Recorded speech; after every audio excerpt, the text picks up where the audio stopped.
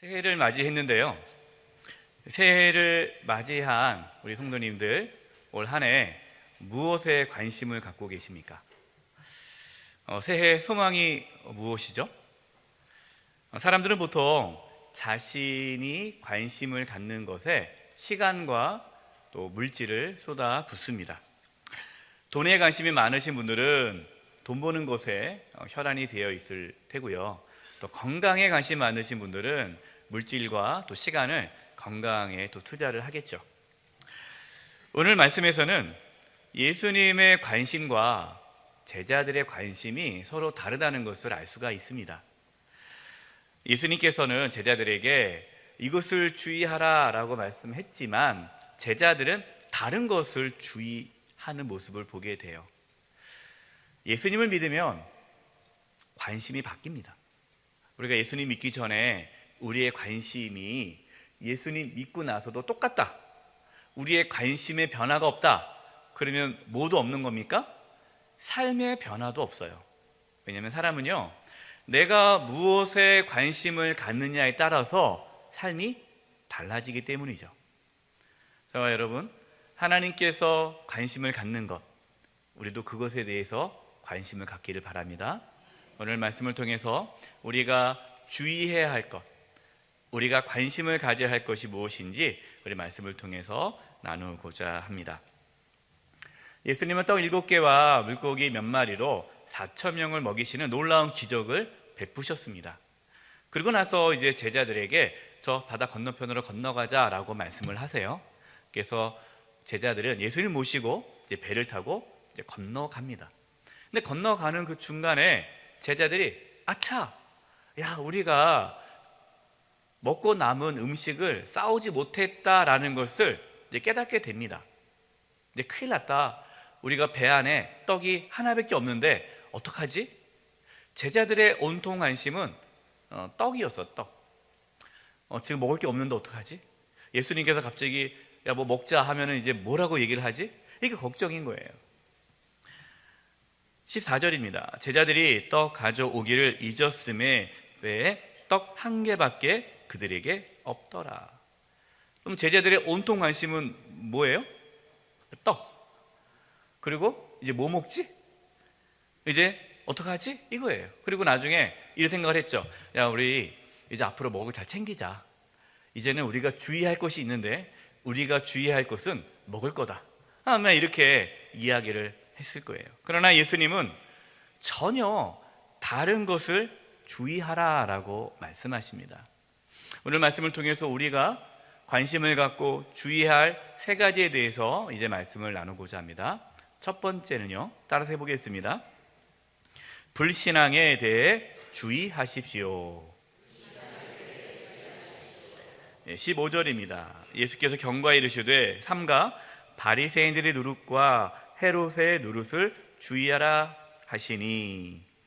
예수님께서 경고하셨어요. 여러분, 성경에 경고하셨다, 중요한 거죠. 그리고 주의하라라고 말씀하셨어요. 엄청나게 중요한 말씀이에요. 예수님께서 뭘 경고하고 주의하라고 했냐면 바리새인과 헤롯의 누룩을 주의하라라고 말씀하십니다. 여기서 헤롯은 누구를 뜻하냐면 당시 유다 그 파 중에 헤롯 왕을 지지하는 파가 있습니다. 이게 헤롯파예요. 대부분의 헤롯파 사람들은 사두개인입니다. 사두개인. 예수님 당시에 종교 지도자의 두 파가 있습니다. 양대 산맥이죠. 하나는 바리새파, 하나는 사두개파. 사실 이 두 사람은요, 두 부류는요, 앙숙이에요. 친하지가 않아요. 왜냐하면 바리새인들은 로마 정권에 대항을 하는 그러한 세력이고, 이 사두개인들은 친로마, 자신들을 지금 지배하고 있는 이 로마에 붙어가지고 정권을 유지하는 종교 지도자들이에요. 그래서 이 두 파가 서로 경쟁하면서 앙숙인데 친해졌습니다. 누구 때문에요? 예수님 때문에. 예수님을 죽이는데 이 둘이 잘 손발을 맞춰가지고 이제 죽이는 일을 하죠. 예수님께서는 이 바리새인과 사두개인의 누룩을 주의하라라고 말씀하십니다. 그럼 이 누룩이 뭐죠? 마태복음 16장 12절인데요. 이 마태복음 16장 12절은 우리가 함께 읽었던 마가복음 8장과 동일 본문입니다. 동일 본문이 마태복음에 나오는데 여기는 이렇게 나오고 있어요. 그제서야 제자들이 떡의 누룩이 아니요 바리새인과 사두개인의 교훈을 삼가라고 말씀하신 줄을 깨달으니라. 누룩이 뭐라고요? 바리새인과 사두개인의 교훈, 그들의 가르침이 누룩이라고 예수님께서 표현하셨습니다. 자, 그러면 왜 예수님께서 왜 누룩을 조심하라고 얘기했을까? 그냥 편하게 그들의 가르침이나 교훈, 그걸 조심하라고 하면 좋은데 왜 누룩이라는 표현을 썼을까요? 왜냐하면 누룩이라는 그 의미가 있기 때문이에요. 예수님 당시뿐만 아니라 성경을 보면요, 이 누룩이라는 표현이 좋게 쓰이는 게 많을까요? 나쁘게 쓰이는 게 많을까요? 나쁘게 쓰이는 게 많아요. 그러니까 죄에 대해서, 인간의 악함, 죄성, 이 부분을 표현하는 데 있어서 누룩이라는 단어를 씁니다. 여러분, 누룩이 뭐냐면 이렇게 빵에 밀가루에 누룩을 집어넣으면, 조금 누룩을 집어넣으면 그 빵을 부풀리게 하는 거예요. 이게 누룩이거든요. 그러니까 작은 것이 이렇게 부풀게 하듯이 죄가 우리의 삶에 들어오면은 우리의 삶이 죄악으로 가득해진다는 것을 표현하기 위해서 누룩이라는 단어를 씁니다. 사도 바울도 이 누룩이라는 표현을 자주 썼는데요, 특별히 고린도 교회 성도들에게 너희가 누룩 없는 삶을 살라라고 표현을 합니다. 고린도 교회에 문제가 많이 생겼어요. 성도들 가운데 여러 가지 갈등이 생겼습니다. 그래서 바울이 편지를 쓰죠. 그 편지가 고린도 전서인데 고린도 전서 5장 6절 9절에서 이런 말씀이 있어요. 너희가 자랑하는 것이 옳지 아니하도다. 적은 누룩이 온 덩어리에 퍼지는 것을 알지 못하느냐. 너희는 누룩 없는 자인데 새 덩어리가 되기 위하여 묵은 누룩을 내버리라. 우리의 유월절 양 곧 그리스도께서 희생되셨느니라. 그러니까 우리 예수 믿으면 우리는 뭐라고요? 누룩이 없는 자라는 거예요. 누룩은 죄를 의미한다 그랬죠. 우리가 예수님 믿으면 죄 사함 받잖아요. 여기서 누룩이 없어졌다는 거예요. 여기서 8절입니다. 우리 8절을 같이 읽어보겠습니다. 시작.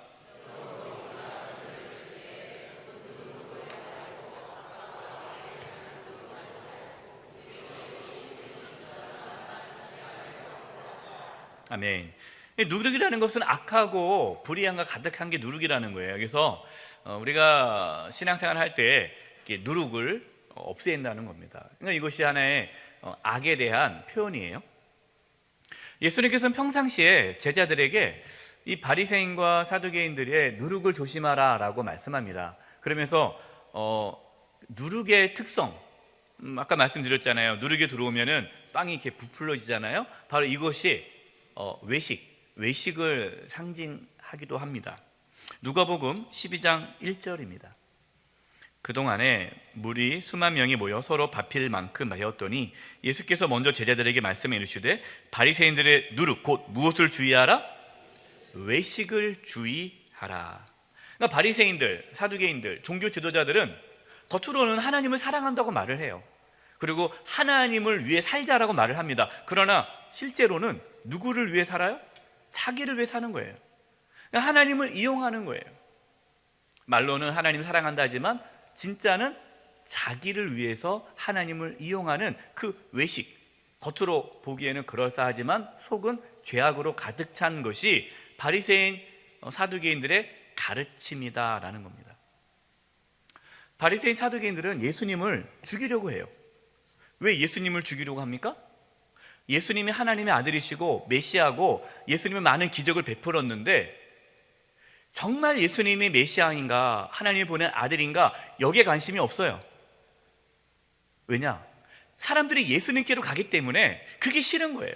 그러니까 자신들의 어떤 조직, 자신들의 세력이 약화되는 게 싫어서 예수님이 하나님의 아들이냐 메시아냐 그게 중요한 것이 아니라 예수님이 없어져야 되는 거예요. 그래서 사람들로 하여금 예수님께 가지 못하도록 예수님을 비난하고 예수님을 믿지 못하도록 방해하죠. 예수님께서는 바로 그것을 주의하라라고 말씀하시는 겁니다. 제자들의 관심이 어디 있어요? 떡에 있어요. 떡. 먹고 사는 거예요. 떡에 관심이 있으니까 야, 떡 못 챙겼다라고 너희들 너무 걱정하지 말고 떡이 중요한 게 아니다. 떡이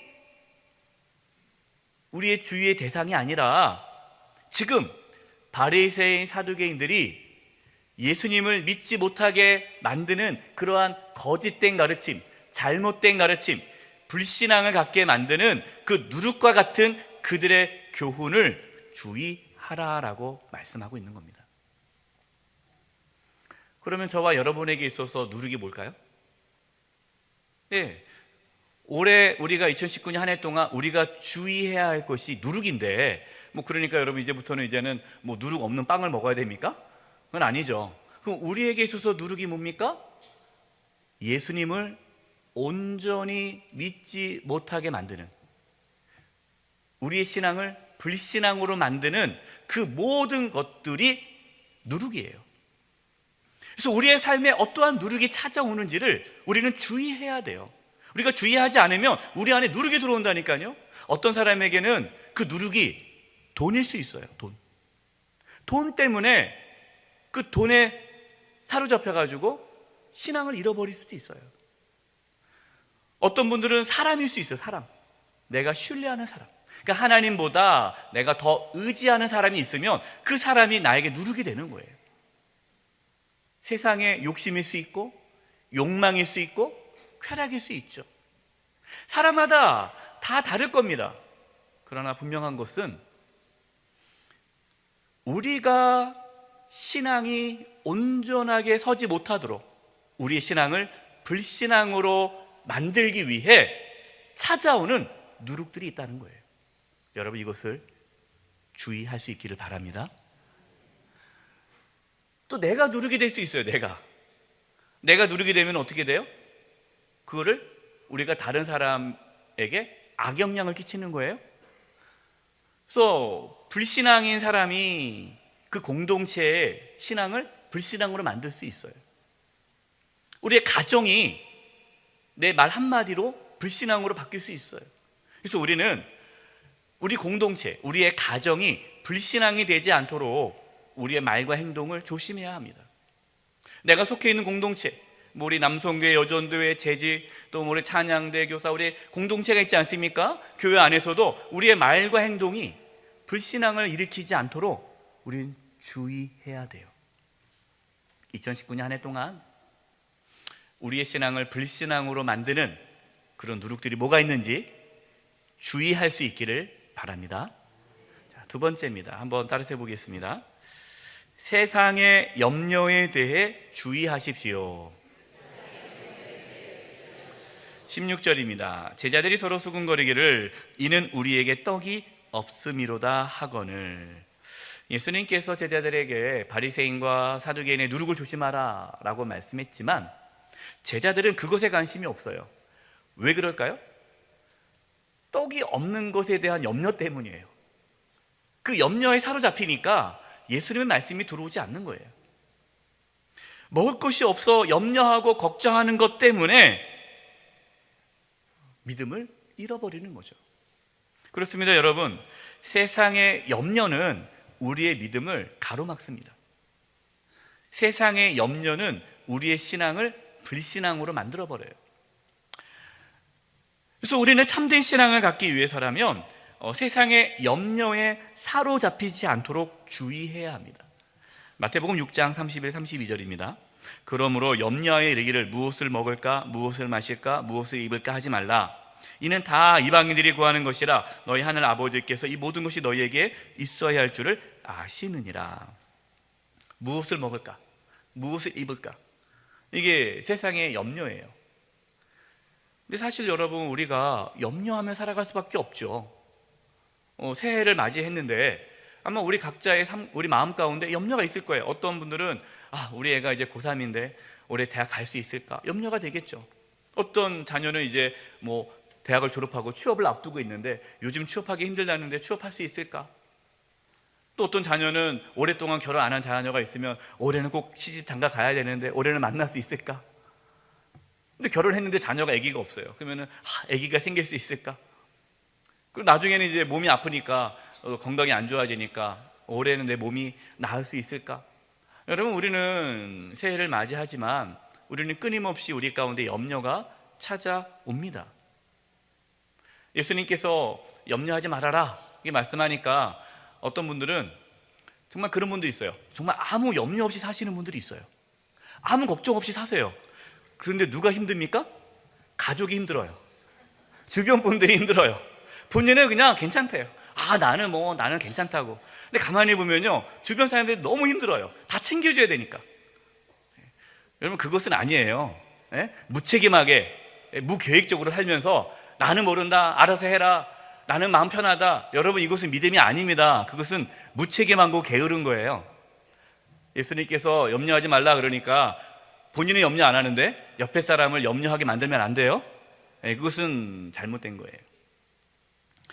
예수님께서 왜 제자들에게 염려하지 말라라고 합니까? 하나님이 우리의 아버지시니까 염려하지 말라는 거예요. 여러분, 하나님은 우리의 아버지십니다. 여러분, 그걸 믿는 거예요.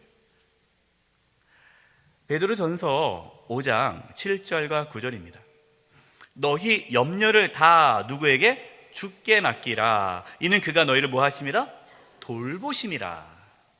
근신하라 깨어라. 너희 대적마귀가 우는 사자같이 두루다니며 삼킬 자를 찾나니 너희는 믿음을 굳건하게 하여 그를 대적하라. 그는 사탄마귀죠. 이는 세상에 있는 너희 형제들도 동일한 고난을 당하는 줄 알미라.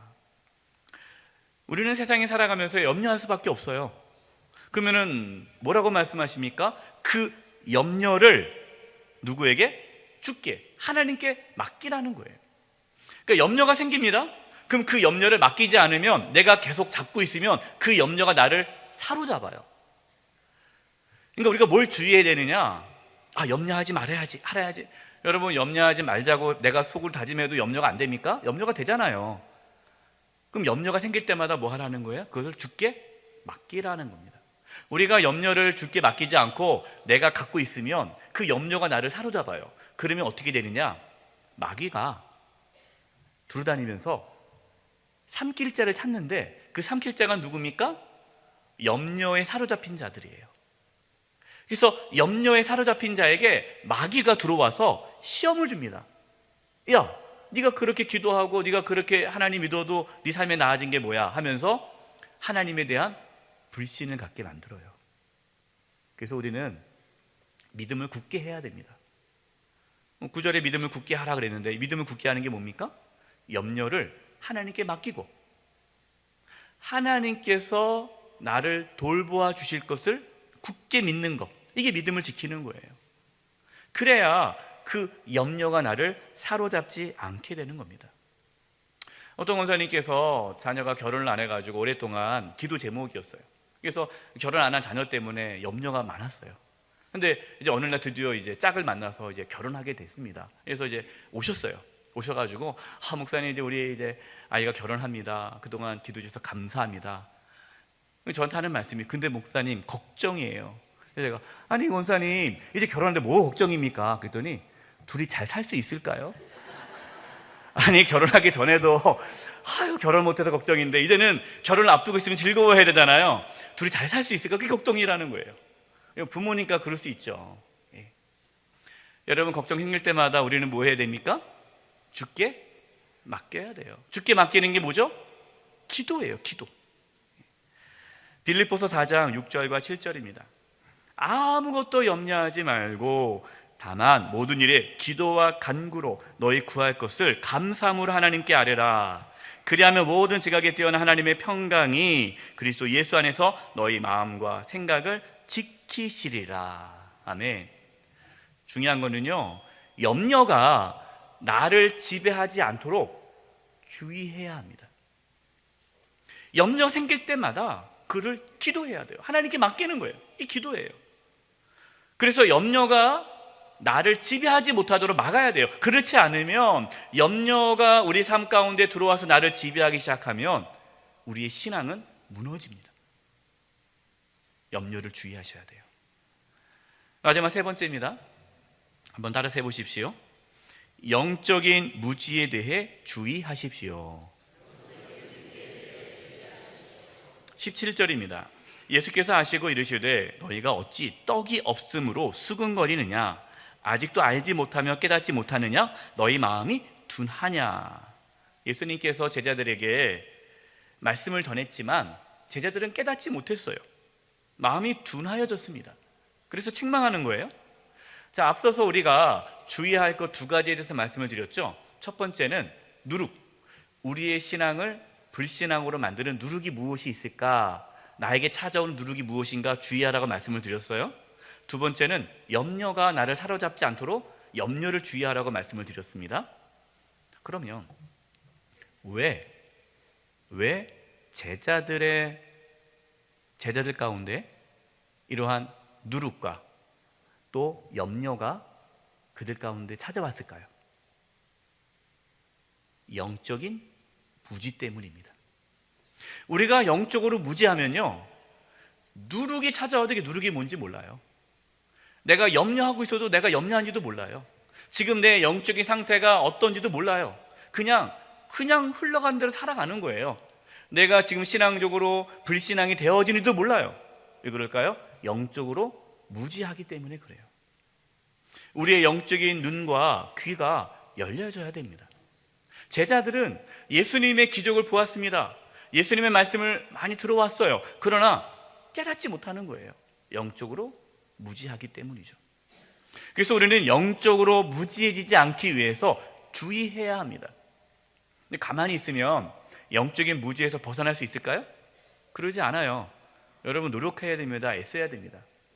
우리가 영적인 무지에서 벗어나려면요, 하나님의 말씀을 들어야 돼요.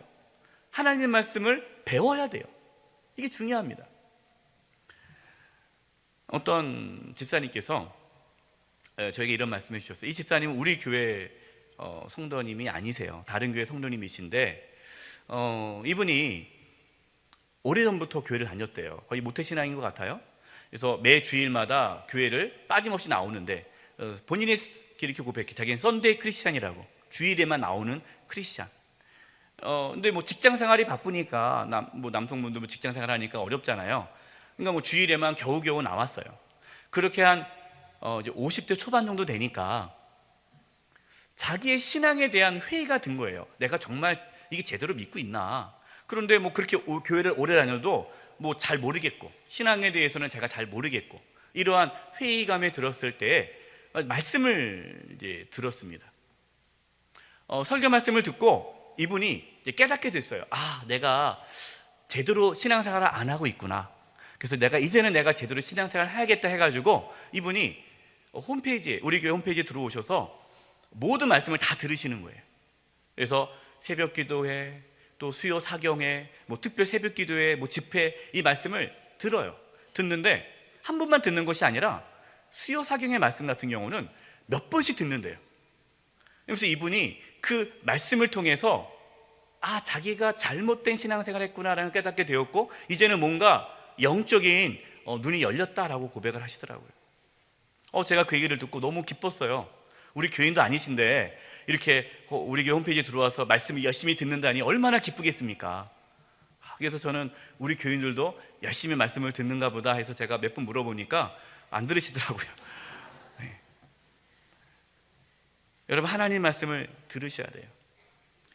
온가족 10년 특별 새벽 기도회 아직 말씀 듣지 못하신 분들 꼭 말씀을 들으시기 바랍니다. 네. 그리고 수요 사경회 같은 경우는요, 성경 공부를 해요.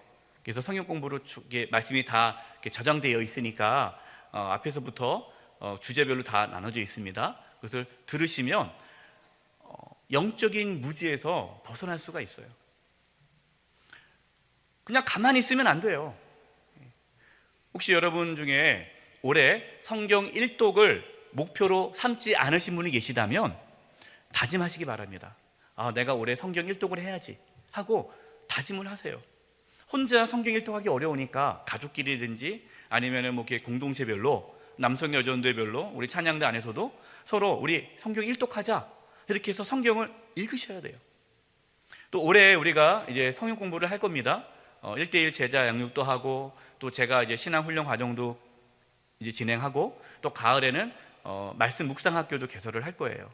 이제 앞으로 계속해서 우리 성도님들 말씀으로 가까이 갈 수 있도록 이제 훈련을 할 겁니다. 그러면 여러분도 참여하시고 배우셔야 돼요. 그래야 영적인 무지에서 벗어날 수 있습니다. 그러면 열심히 내가 성경 읽는다고, 성경 공부한다고 영적인 무지에서 벗어날 수 있을까요? 그것도 아니에요. 왜냐? 우리가 영적으로 깨어날 수 있는 것은요, 성령님께서 깨닫게 해주셔야 됩니다. 그래서 중요한 건 뭐냐면 성령님께서 나를 깨닫게 해달라고 기도하셔야 돼요. 여러분, 주일날 이렇게 예배당 나오지 않습니까? 정말 바쁜데도 나오는 거 정말 귀한데요, 여러분 늦지 말고 오시기 바라고요. 또 오시면 옆에 분들과 얘기하지 마세요. 예배당 들어오시면 옆에 분들과 잠깐 인사만 하고 기도하세요. 하나님, 내가 오늘 예배 가운데 저에게 영적인 무지가 벗어나는 은혜가 있게 해주시고 말씀을 듣는 가운데 깨닫게 달라고 기도하시기 바랍니다. 기도하셔야 돼요. 성령님께서 우리를 영적으로 깨닫게 주셔야 되기 때문입니다. 결론입니다. 새해 여러분 어떠한 계획이 있습니까? 새해에 여러분 무슨 목표를 세우고 있습니까? 새해 소망이 무엇입니까? 새해에는 무엇에 관심을 갖고 있습니까? 오늘 말씀을 통해서 우리가 세 가지에 대해서 주의하라라고 우리 하나님께서 말씀하십니다. 첫 번째는 우리의 신앙이 불신앙이 되지 않도록 우리의 삶 가운데 찾아오는 누룩이 무엇인지 주의하라라고 말씀하셨어요. 우리는 돌아봐야 됩니다. 지금 내가 신앙생활 하는 데 있어서 하나님을 온전히 신뢰하지 못하고 예수님을 따라가지 못하게 만드는 그런 누룩과 같은 것이 무엇이 있는가를 정직하게 볼 수 있기를 바라요. 여기에 대해서 주의하셔야 돼요. 두 번째는 우리가 염려에 사로잡히지 않도록 주의해야 합니다. 세 번째는 우리가 영적인 무지에 빠지지 않도록 주의해야 돼요. 그래서 우리가 올해 힘써야 할 것이 뭡니까? 하나님을 알아가는 데 힘쓰고 하나님께 집중하는 데 힘써야 돼요. 우리가 그동안 새해를 매주 맞이했잖아요. 새해를 맞이할 때마다 우리가 이런 생각을 하죠. 그래, 내가 이제는 열심히 살아야지. 목표를 세우고 내가 이제 열심히 꿈을 이뤄야지. 하지만 우리가 살아봐서 알지만 그 계획대로 됩니까? 잘 안 돼요. 우리는 연약합니다. 우리가 문제에 집중한다고 해서요, 그 문제가 해결되지 않아요. 문제에 집중하기보다 하나님께 집중할 수 있기를 바랍니다. 그러면 정말 하나님께서는요, 우리의 삶 가운데 상상할 수 없는 기적을 베푸십니다. 그냥 가만히 교회만 왔다 갔다 한다고 해서 하나님께서 우리의 삶을 인도해 주지 않으세요. 아니, 인도하고 싶은데 우리가 인도를 못 받아요. 왜냐? 우리의 신앙이 온전히 세워지지 않았기 때문입니다. 그래서 올 한 해 우리의 신앙이 바로 세워질 수 있도록 힘쓸 수 있기를 바랍니다. 말씀에 가까이 하시고 말씀을 배우시고 들으시고 말씀 가운데 굳건히 서서 우리 신앙이 온전해지는 한 해가 되기를 간절히 축원드립니다. 기도하겠습니다.